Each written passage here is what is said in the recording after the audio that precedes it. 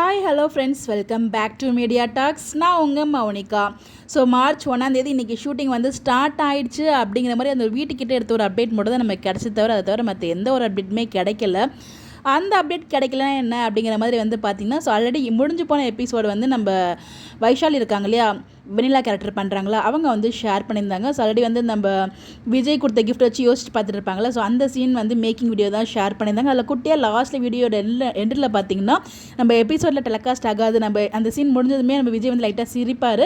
அந்த ஒரு ஷார்ட் தான் உங்களுக்காக இங்கே நான் ஷேர் பண்ணியிருக்கேன். ஸோ வந்து பார்த்திங்கன்னா ரொம்பவே க்யூட்டாக இருந்துச்சு அது. ஸோ அவங்க வந்து ஷேர் பண்ணியிருந்தாங்க.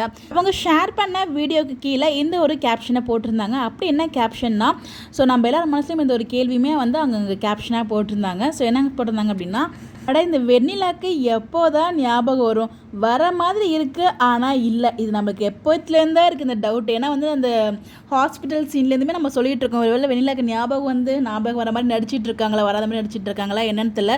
ஏதோ ஒரு கன்ஃபியூஷன் கொண்டு வந்துட்டு இருக்காங்க. ஏன்னா விஜய் வந்து விஜய் கிட்ட எல்லாத்தையும் பேசுகிறாங்க, இங்கே நடக்கிறதெல்லாம் புரியுது, ஆனால் ஞாபகம் இல்லையா, அது எப்படிங்க ஞாபகம் வந்து வராத மாதிரி நடிக்கிறாங்களா என்னன்னு தெரியல. அவங்களுக்கு மட்டும் ஞாபகம் வந்துருச்சுன்னா கதை டேர்னிங் பாயிண்ட்டே அங்கே தான் இருக்குது. ஸோ அவங்க பாசிட்டிவாக வர போகிறாங்களா, நெகட்டிவாக வர போகிறாங்களா, ஏன்னா அவங்க காவேரியுமே இந்த விஷயம் தான் சொல்லியிருப்பாங்க. ஸோ அதாவது வெண்ணிலாக்கு ஞாபகம்லாம் திரும்பினதுக்கு அப்புறமும் விஜய்க்கு நான் தான் இம்பார்ட்டன்ட் சொல்லி எல்லாமே புரிய வச்சுட்டு என்கிட்ட வந்தாருன்னா கண்டிப்பாக வந்து அந்த மாதிரி இருக்கும்போது நான் ஏற்றுக்க முடியும்.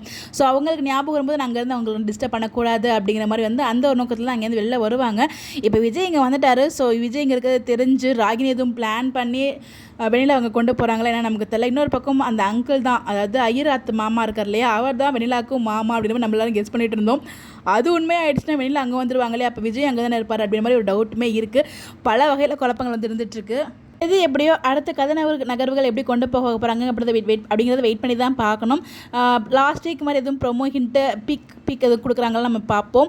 எடிட்டர்ஸ்லேருந்து அப்டேட் வரைக்கும் கிடைக்கல, எது வந்தாலும் நம்ம அப்டேட் வந்து கொடுப்போம். ஸோ மறக்காம நம்மளோட சேனலை ஃபாலோ பண்ணிக்கோங்க. இந்த மாதிரி அப்டேட் தெரிஞ்சுக்கோ நம்மளோட சேனலை ஃபாலோ பண்ணிக்கோங்க. உங்களோட கெஸ்ட் நகரதையும் கமெண்ட்டில் சொல்லுங்கள். Bye bye.